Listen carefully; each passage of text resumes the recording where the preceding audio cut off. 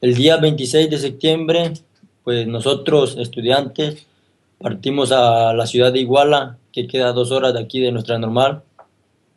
Íbamos con el afán de solamente llegar al lugar, botear unos 20 minutos, recaudar fondos, ya que sabemos que nuestra normal no cuenta con los recursos suficientes para nosotros trasladarnos a lo que era la posterior, participar en lo que era la conmemoración de la marcha de la matanza de estudiantes que pasó en Tlatelolco, lo del 2 de octubre de 1968. Es por eso que nosotros necesitábamos ese recurso y lo principal para movernos se necesitaban las unidades, en el cual una vez acabando de botear, ahora sí un boteo voluntario se le pide a las personas, nos dirigimos a lo que es el centro de Iguala, en donde se encuentra la central de autobuses. Pues llegamos pacíficamente, le pedimos de favor a tres choferes que nos hicieran el favor para llevarnos a nuestra normal y a posterior íbamos a salir a lo que era la marcha del 2 de octubre en el Estado de México. Se tiene un convenio con la empresa Costa Line, la empresa Estrella de Oro, la empresa Estrella Blanca, en el cual ellos se tiene ese convenio que adelante. Podemos tomar las unidades siempre y cuando no las dañemos. Y es lo que siempre hemos hecho años con años que necesitamos de unidades. Hemos hecho eso. Nosotros no le pagamos a los choferes porque no tenemos dinero, pero en cambio le damos lo que necesitan para el aseo personal, para su higiene. Y es por eso que ellos decidieron irse esa noche con nosotros, dijeron adelante, le vamos a hacer el favor. Y pues todo estaba tranquilo, todos los compañeros de primer año, yo soy compañero de segundo año, salimos dos autobuses por la zona norte y un autobús por la zona sur, en el cual se hizo una caravana de tres y partimos. No sabíamos en dónde andábamos porque pues en realidad nadie conocía Iguala. Así que pasamos por lo que es el centro, el Zócalo de Iguala Guerrero, en el cual no me di cuenta que nos venían persiguiendo policías, patrulla de policías municipales, todos de negro, en el cual nosotros, compañeros de segundo, que en ese momento íbamos, nos bajamos para ver qué era lo que querían. Seguramente nosotros pensábamos que, como siempre, ¿no? El diálogo. Y pues adelante, nosotros nos bajamos y cuando la sorpresa que nos dan, que prendieron las sirenas y los policías, alrededor de 15 policías o 20 que iban en más de 5 o 6 patrullas que nos venían siguiendo, se bajan todos encapuchados, con guantes, botas, todos de negro, y nos empiezan a disparar. Los compañeros de primero al escuchar, ahora sí, la descarga de las armas, las detonaciones, se bajan corriendo asustados y no sabían qué hacer. Nosotros, compañeros de segundo, nos encargamos de subir a todos los compañeros de primero al autobús. Los subimos. Una vez que estaban todos los compañeros de primero arriba del autobús, de los tres autobuses que en ese momento íbamos, pues avanzamos.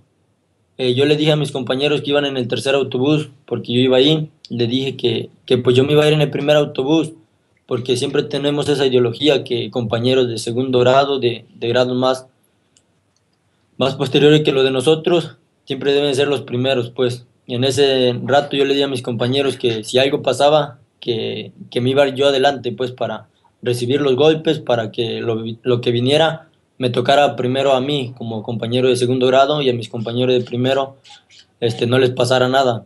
Entonces decidí irme en el primer autobús, llevamos las puertas abiertas, le dijimos al chofer que llevara las puertas abiertas.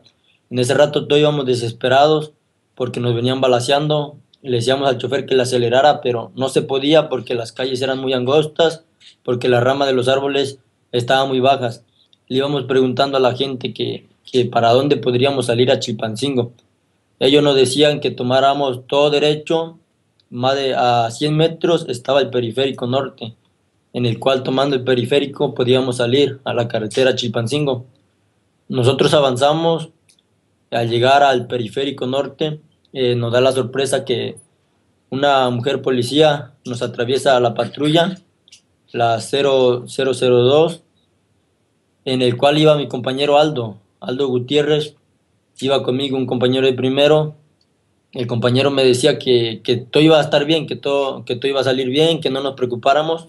Era uno de los compañeros que en ese momento iba más inquieto, más alegre. No entendía por qué.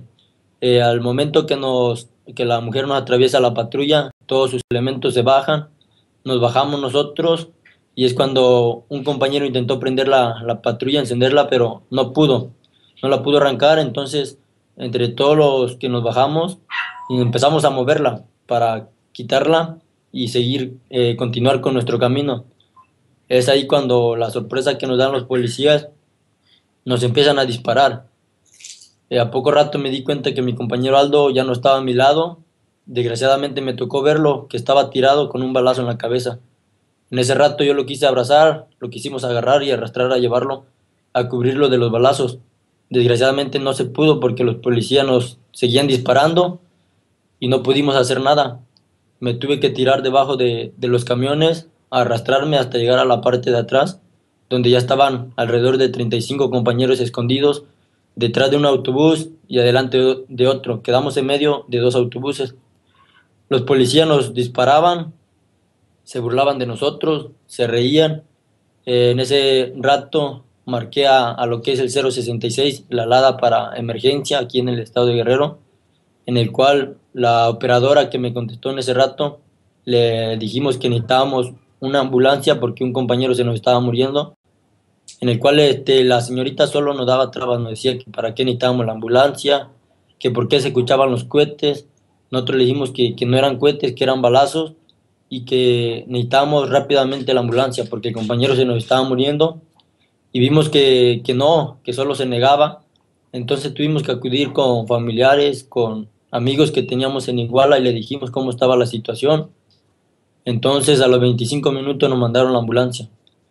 Incluso la ambulancia se iba a cruzar del lugar porque nos estaban balaceando. La detuvieron los policías, solo subieron al compañero Aldo y se fueron. Es ahí cuando nosotros estuvimos aproximadamente 2 horas recibiendo la balacera, recibiendo los balazos de los policías. En un instante pensamos que esa era nuestra hora, pues que ya no íbamos a volver a ver a nuestras familias. A poco rato me di cuenta que a todos los compañeros del tercer autobús en el que venían, a todos los tenían en el piso boca abajo y los estaban golpeando, incluso a los choferes también. Yo les dije a mis compañeros de primer año que no se preocuparan, que todo iba a salir bien, que seguramente los iban a tener retenidos y que al otro día los iban a soltar. Íbamos a ir a pedir, a exigir que lo liberaran y así iba a ser.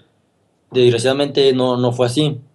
Entonces, no tardó, como a la media hora llegaron 3 patrullas de policías municipales, pero ya eran de Cocula que está cerca de Iguala, Guerrero, y pues querían negociar con nosotros, pero nosotros dijimos que no porque todos igualmente iban encapuchados, todos de negro, y no dejaban ver su rostro, nos estaban apuntando con armas largas. En ese rato un compañero del poblado de aquí de Tixtla se sentía muy mal, ya no podía respirar, se nos estaba muriendo en ese rato. La ambulancia también, a la operadora que le marcamos nos decía lo mismo. Entonces le tuvimos que decir a los policías que nos hicieran ese favor, que se lo llevaran. Y entonces ellos dijeron que sí está bien, se lo acercamos lo más que pudimos, lo más cerca de ellos, y nos retiramos al mismo lugar. Se lo llevaron, anotamos el número de la patrulla, dijimos que si algo le pasaba al compañero íbamos a ir directamente con esa patrulla, el que se había llevado el compañero. Entonces, intentaron negociar con nosotros, dijeron que nos dejáramos, que solo nos iban a agarrar a todos, nos iban a detener y ya, no iba a pasar nada para que ya todo estuviera tranquilo. Nosotros nos negamos, dijimos que no lo íbamos a aceptar. Entonces, de tanto estar dialogando, pues ellos nos dijeron que nos fuéramos, que porque si no ellos iban a venir por nosotros y que nos íbamos a arrepentir. Nosotros no decidimos hacer nada, ahí nos quedamos. Después vimos que a poco rato todas las patrullas, todos los que estaban ahí, los policías, empezaron a subir a nuestros compañeros con las manos en la cabeza, los echaron a las patrullas y se los llevaron. Toda la zona se desalojó, los carros empezaron a transitar y era muy raro porque nunca había pasado eso. Siempre los policías han tratado de hacer hasta lo imposible por llevarnos. Había como 15 compañeros de primer año en el primer autobús que no salieron para nada, ahí estuvieron aguantando. Cuando nosotros salimos fue cuando ellos salieron, todos con miedo, vieron la mancha de sangre de donde el compañero le habían dado el balazo. A poco rato empezaron a llegar compañeros. Estos hechos sucedieron entre 8 a más o menos 11 de la noche, cuando fue la persecución y hasta llegar al punto de que nos estuvieron balaceando.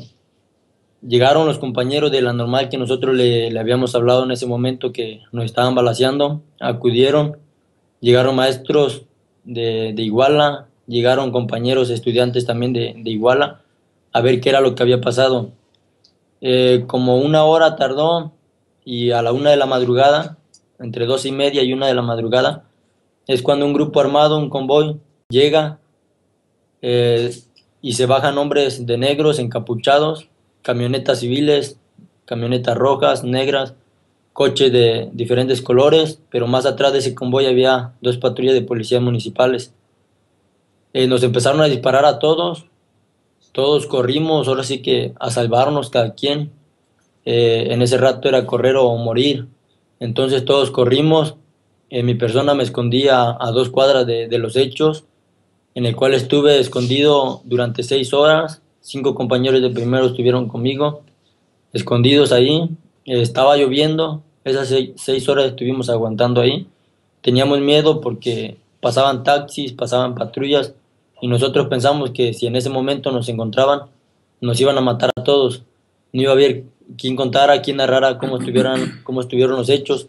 Empezamos a comunicarnos con compañeros que estaban bien, que estaban en casas de personas que le abrieron las puertas. Le decíamos que teníamos miedo, que nos fueran a traer. Dijeron que aguantáramos. A las 5:30 de la mañana fue cuando fueron a traernos nuestros compañeros acompañados de policías ministeriales. Nos dijeron que no tuviéramos miedo, que eran ellos.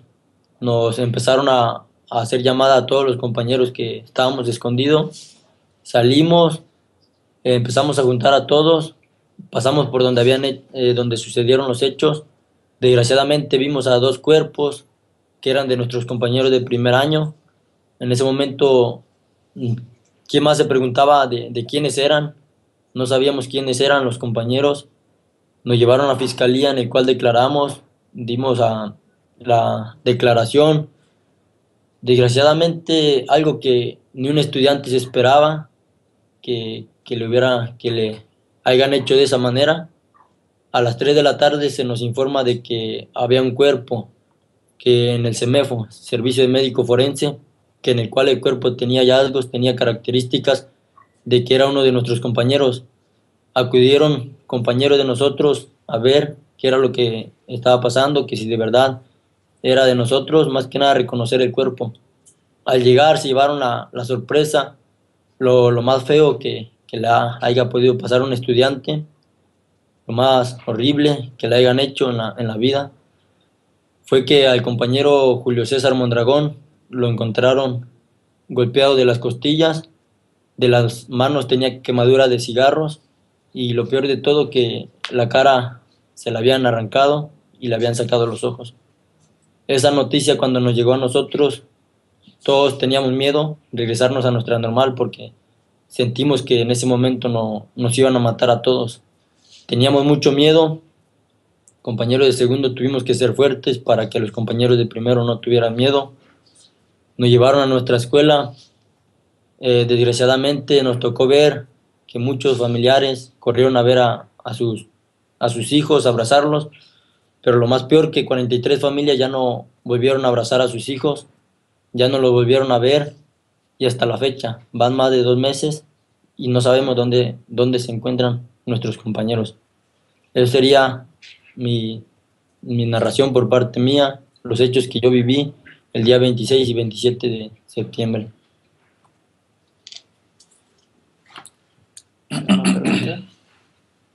Yo creo que también puedes complementar. Yo acabo de decirlo, a ti te pasó. Bueno, yo soy Omar García, también soy estudiante, miembro del comité ejecutivo, también soy de segundo. Yo llegué en el segundo momento cuando el compañero Uriel precisamente me hizo la llamada de que los estaban balaceando, y de que la policía ya había matado a un compañero.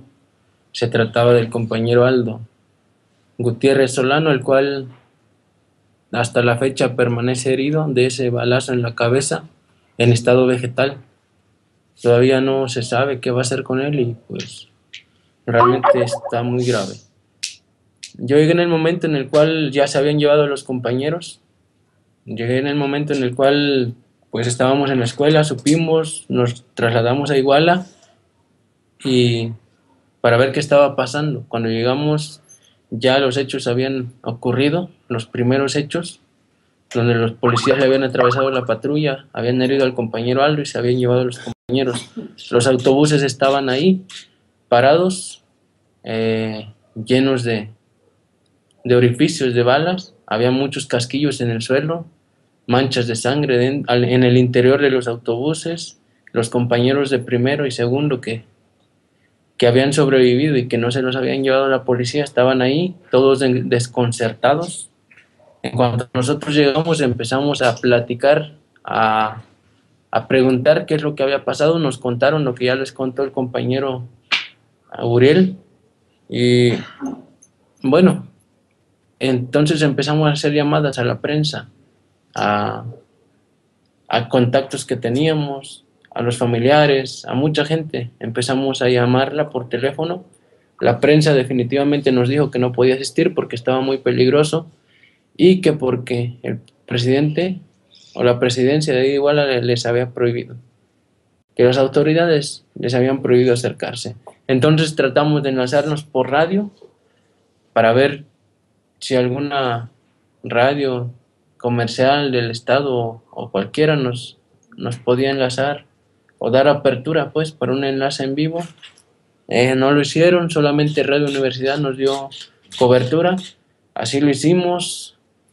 Y bueno, ya estuvimos un buen rato acordonando porque no había llegado ninguna corporación del estado a acordonar la zona, a asegurar la evidencia.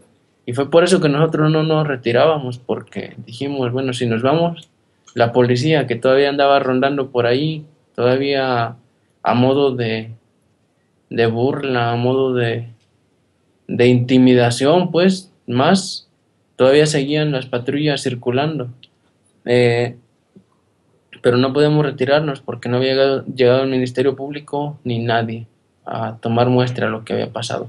Y lo que más nos interesaba a nosotros era que llegara la prensa para que fotografiara todo, tomara la nota y al día siguiente se supiera lo que había pasado. De otra manera era la medianoche, eran las 11 de la noche o 12 de la noche y quedaba mucho tiempo por delante de oscuridad y nadie iba a saber lo que había pasado. O la policía o quienes habían hecho eso iban a tener tiempo para borrar toda evidencia. En esas estábamos, empezó a llegar la prensa como a las 11:30, casi a las 12 empezaron a tomar los primeros testimonios, las primeras notas. Cerca de las 12:30 todavía seguíamos ahí, hablando por teléfono con las radios, con nuestros familiares, cuando de repente, pues otra vez el convoy del que hablaba el compañero, llegaron y empezaron a disparar contra nosotros. Agarraron parejo, contra maestros, estudiantes de otras escuelas que ya estaban ahí con nosotros, maestros, reporteros de diferentes medios locales de acá del estado de Guerrero, estaban allí y todos corrieron hacia donde pudieron, todos corrimos hacia donde pudimos. Yo alcancé a cubrirme de un poste, estaba cerca del poste, podía sentir los impactos cerca, zumbando en el aire, en los pies, cómo se impactaban en las paredes. Bueno, era terrible, ¿no? Pude ver a mis compañeros que se habían tirado al suelo, avanzando así, pecho tierra. Vi a mis compañeros que ya habían caído ahí muy cerca de mí, uno a unos 3 metros y el otro a unos 5 metros más. El fuego que hacían estos individuos, pues era un fuego muy organizado. No era gente fanática a las armas, no era gente que no supiera lo que estaba haciendo.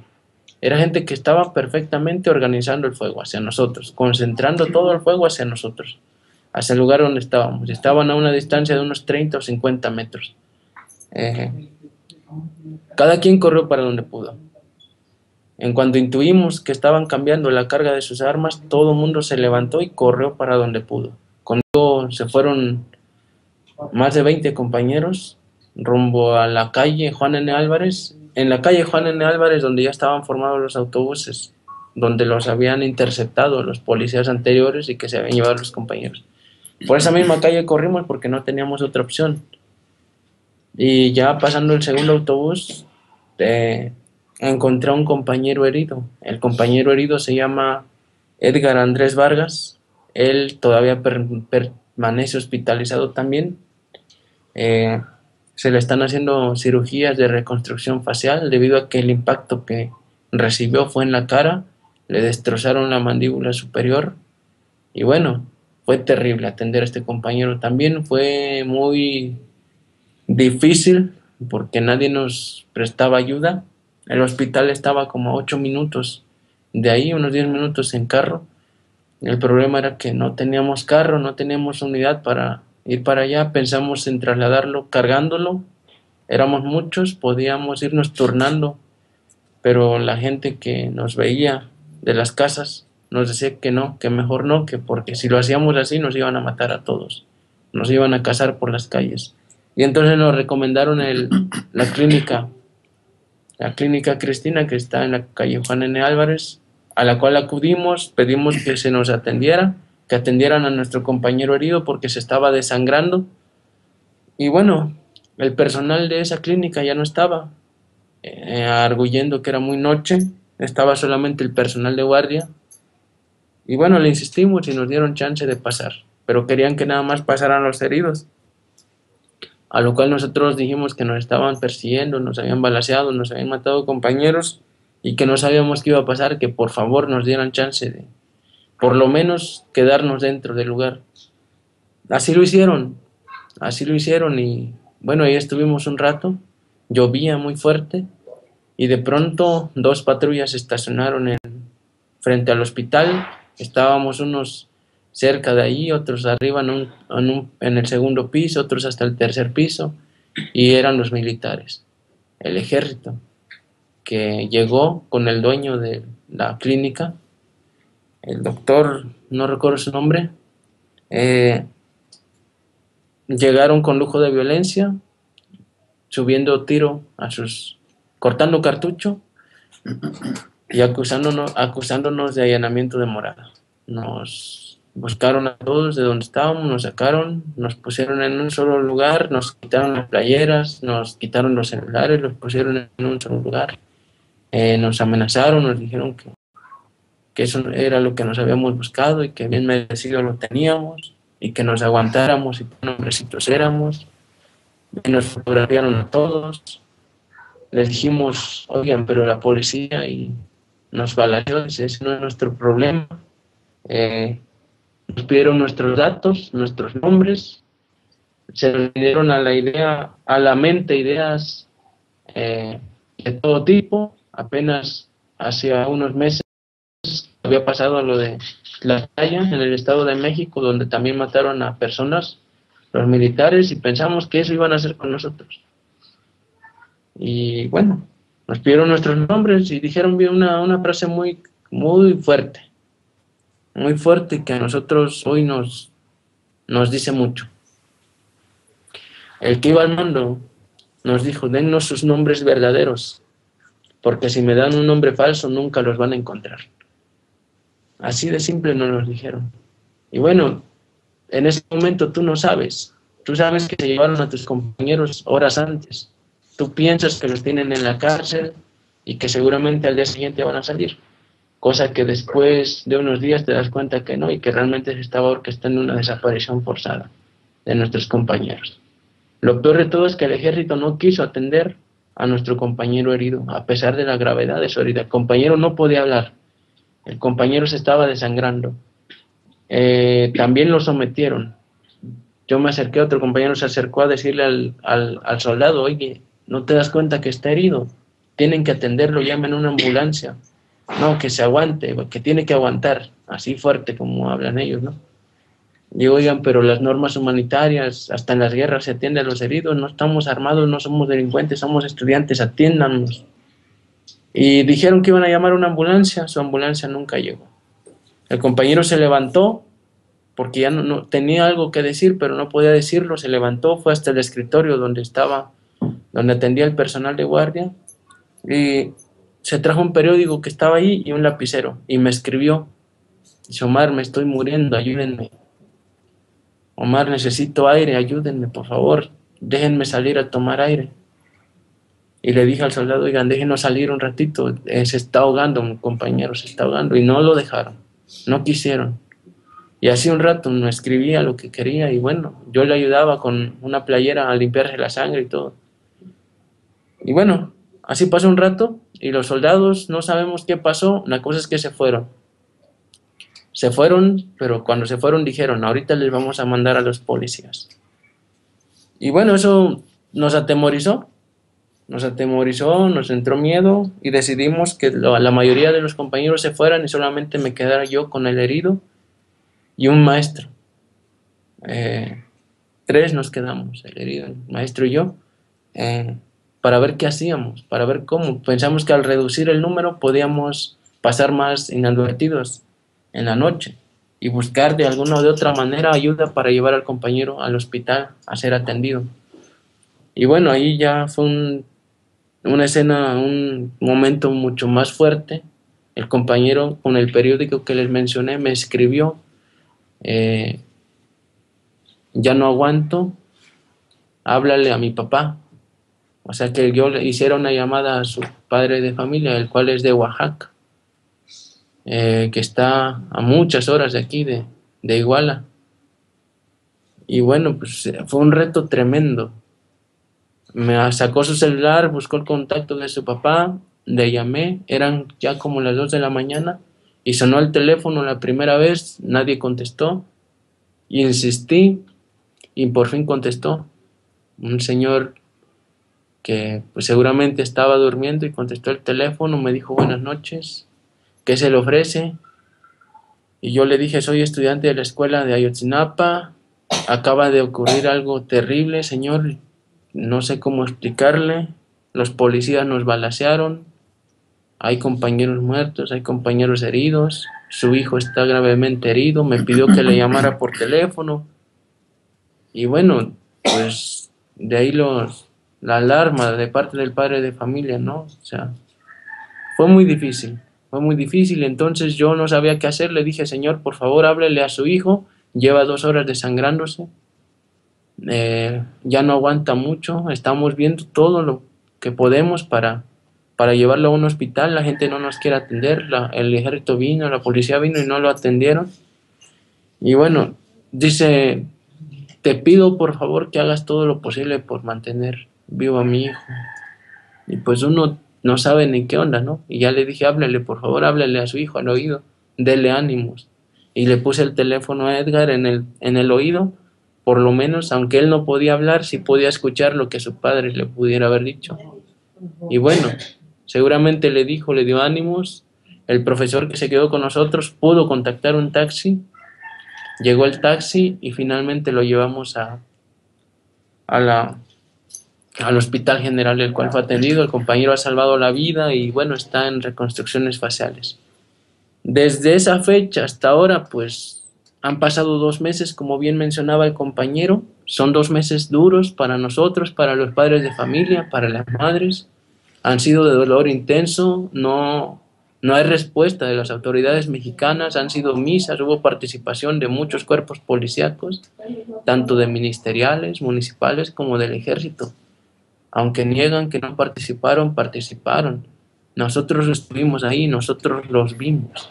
Hay pruebas de que ahí estuvieron.